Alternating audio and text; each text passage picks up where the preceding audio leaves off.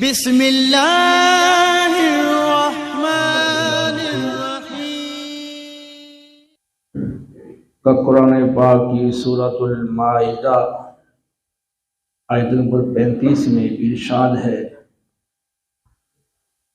یا ایھا الذین آمنوا اتقوا اللہ وابتغوا الیہ الوسیلہ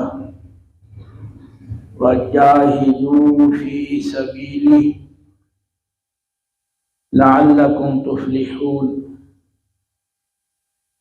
اے اہل ایمان، اللہ سے ڈرتے رہو اور اس کے قرب کا ذریعہ اور وسیلہ تلاش کرو اور اس کی راہ میں جہاد کرو تاکہ تم فلاح پا جاؤ، تاکہ تم کامیاب ہو جاؤ۔ اللہ رب العالمین جل جلالہ نے اس آیہ مبارکہ میں اہل ایمان کو کامیابی کے لیے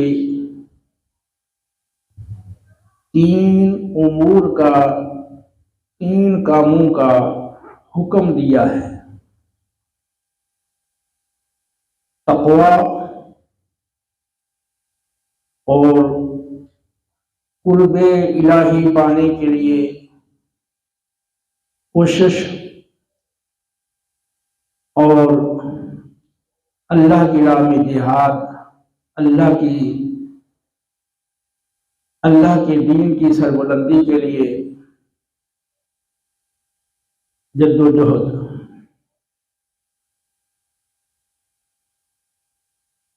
تقوی قرآن کی بہت ساری آیات مبارکہ اور بہت ساری احادیث مبارکہ میں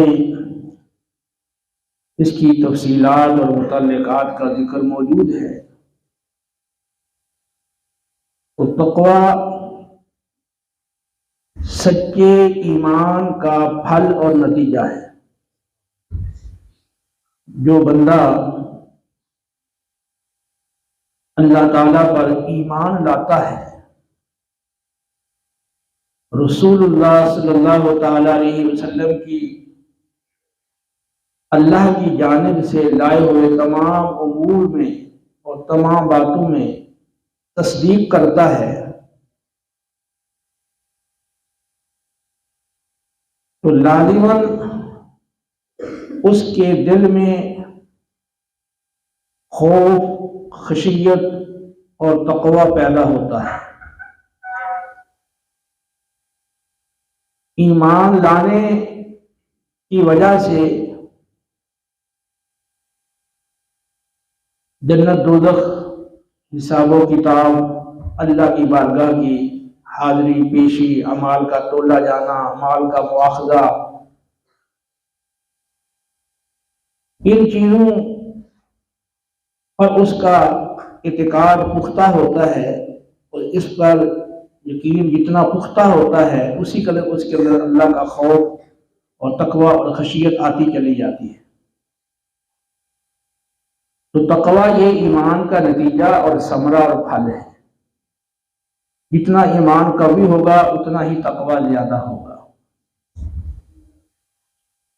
تو تقوی پیدا کرنے کے لیے ضروری ہے کہ قرآن پاک اور احادیث صحیحہ کا بغور مطالعہ کیا جائے، خصوصاً قرآن و سنت کے وہ مقامات جن کا تعلق وعظ و نصیحت کے ساتھ ہے، جن مقامات کے پڑھنے اور سننے سے فکر آخرت بیدار ہوتی ہے، ان مقامات کا بغور مطالعہ کیا جائے اور ان آیات مقدسہ ان مقامات کو پڑھنے کا معمول بنایا جائے تو ان پر توجہ کی جائے. تو اس طرح انسان کے اندر تقوی پیدا ہوتا اور بڑھتا چلا جاتا ہے. یا ایھا الناس قد جاءتکم موعظۃ من ربکم وشفاء لما فی الصدور وہدی ورحمۃ للمؤمنین. اے لوگوں، تمہارے پاس تمہارے رب کی جانب سے وہ کتاب آ گئی ہے جو وعظ و نصیحت پر مشتمل ہے اور جو سینوں کی تمام بیماریوں سے شفا دینے والی ہے اور جو ہدایت کا ذریعہ ہے اور مومنین کے لیے رحمت الہی کے حصول کا ذریعہ ہے. تو موعظہ وعظ سے ہے، نصیحت. تو قرآن نصیحت سے بھرا ہوا ہے. تو اپنے اندر تقوی پیدا کرنے کے لیے قرآن کا بکثرت مطالعہ کیا جائے، سمجھ کر اس کی تلاوت کی جائے. جو جتنا زیادہ صاحب تقوی ہوگا اللہ کی بارگاہ میں اتنا ہی زیادہ مقرب ہوگا. ان اکرمکم عند اللہ اتقاکم، بے شک تم میں اللہ کے ہاں زیادہ عزت والا وہ ہے جو تم میں زیادہ تقوی والا ہے. زیادہ تقوی والا اللہ کی بارگاہ میں زیادہ مقرب ہے. تو اے اہل ایمان، تقوی، اللہ کا تقوی اختیار کرو. اللہ کا ڈر، اللہ کا خوف، اللہ کی خشیت اپنے اندر پیدا کرو، اجاگر کرو، اسے بڑھاؤ. وابتغوا الیہ الوسیلہ، اور اس کی طرف وسیلہ یعنی قرب کا ذریعہ تلاش کرو، کیونکہ قرب الہی ہر مومن کا مقصود اصلی ہے. اللہ کا قرب، اللہ کا تقرب، اللہ کی نزدیکی، یہ ہر مومن کا اصلی مقصود ہے. تو اس کو پانے کے لیے، اللہ کے تقرب کو حاصل کرنے کے لیے جستجو اور تلاش کرو. اللہ کا قرب پانے کے بہت سارے ذرائع ہیں جو قرآن و سنت سے ہمیں معلوم ہوتے ہیں. جتنے بھی اعمال صالحہ ہیں سب کے سب حسب مراتب اللہ کے قرب کا ذریعہ ہے. ابو داؤد مسند احمد کی روایت ہے، رسول اللہ صلی اللہ تعالی علیہ وسلم کو جب کوئی اہم معاملہ درپیش ہوتا،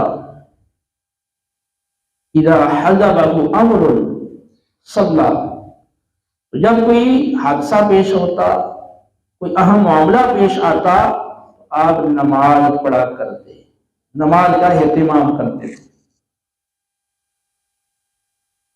تو معلوم ہوا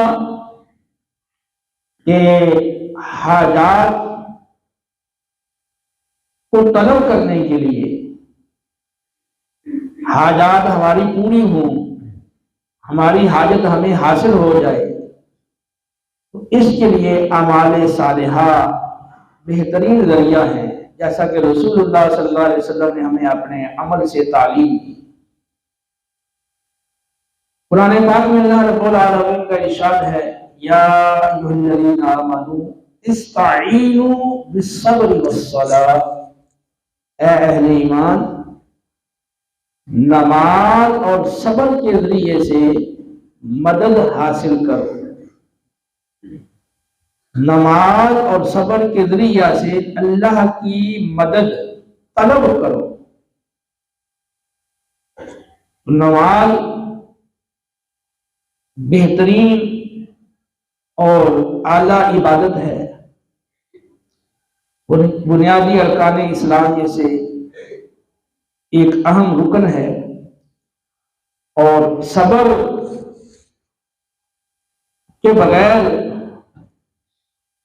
انسان دین کے بہت سارے احکامات پر عمل کرنے سے محروم رہتا ہے۔ بہت سارے احکام دین پر چلنے کے لیے، عمل کرنے کے لیے صبر کی ضرورت ہے،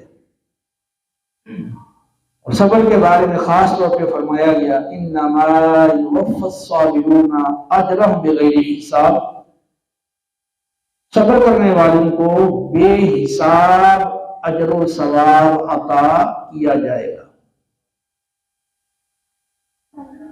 تو نماز پڑھ کر اور صبر کر کے اللہ کی مدد طلب کرو، یعنی صبر کو اور نماز کو اللہ کی مدد کے حصول کا ذریعہ بناؤ۔ تو رسول اللہ صلی اللہ علیہ وسلم کو جب کوئی اہم معاملہ پیش آتا تو آپ نماز پڑھا کرتے تھے، تاکہ نماز کی برکت سے اس معاملے میں آسانی ہو اور وہ حاجت بآسانی پوری ہو۔